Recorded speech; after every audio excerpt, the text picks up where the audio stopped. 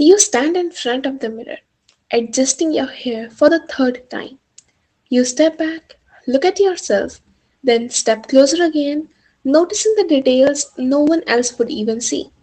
For a moment, you consider changing your outfit, not because you don't like it, but because you're not sure if it will be liked by others. And in that quiet, almost invisible moment of yours, a decision is made, not based on what feels right to you, but based on what you think will be accepted, that too by others. It doesn't feel like a big deal, it feels very normal. But that's exactly how it starts. From a very young age, you were taught something subtle. No one said it directly, no one wrote it down anywhere as a rule, but you learned it anyway. Be likable, be attractive, be agreeable. Don't be too loud, don't be too opinionated, don't be too much. And slowly, without even asking, you started shaping yourself into someone who would be easier to accept, easier to like, easier to approve of, even if that version wasn't fully you. At some point, being yourself stopped feeling like enough. It became about being acceptable, being desirable, being chosen by others.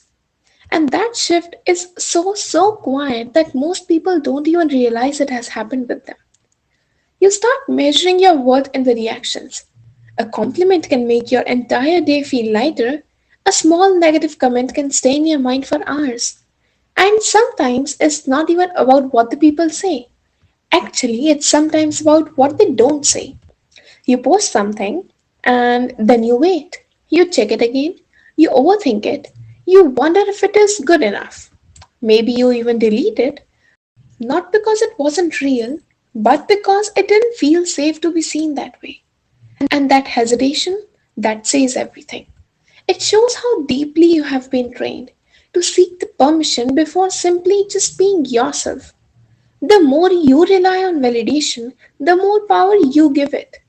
And the more power it has, the less control you feel over your own sense of worth.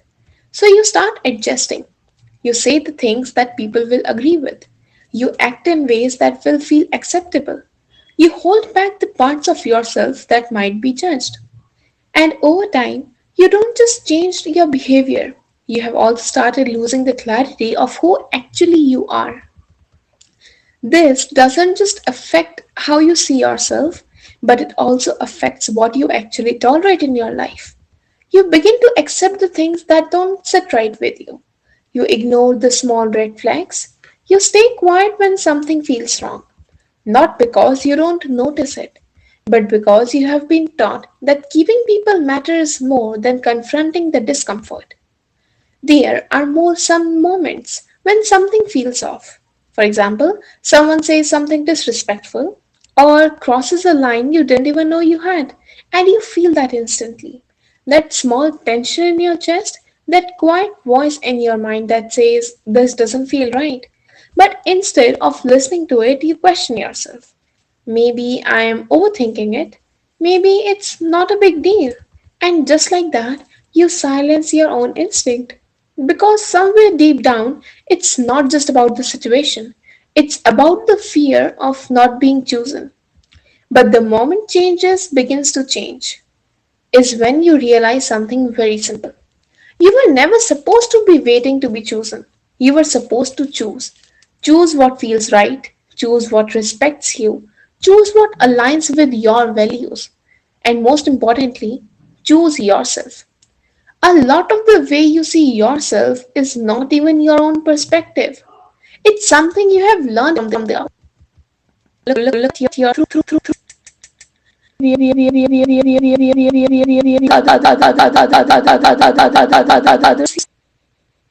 even when you're alone. That voice is still there, quiet but constant. So ask yourself something honestly. Who are you when no one is watching? Not performing, not adjusting, not seeking approval, just existing as you are. That version of you, the unfiltered one, is the most real version you have. The insecurities you carry that didn't appear out of nowhere, they were built over time through comparison, through expectation, through repeated messages about what is enough. And because they were learned, they can also be unlearned. It begins with the awareness, noticing when you shrink yourself, noticing when you seek approval, noticing when you accept less than you deserve. These patterns don't disappear instantly, but the moment you see them clearly, they start losing their power. Your worth is not something you have to earn, not through attention, not through perfection, not through being chosen. It exists even when no one is watching, even when no one is validating you. And slowly your thinking begins to change. Instead of asking, do they like me? You start asking, do I like them? Instead of wondering if I am being enough, you start asking, is this enough for me? That shift, again, is quiet, but it also changes everything. Because now you are no longer trying to fit into the expectations. You are defining your own expectations, your own boundaries, your own walls. And that's where the real confidence begins. Not in perfection, not in approval, but in self respect. In knowing what you deserve, in setting the boundaries without any guilt, in walking away without needing to explain yourself.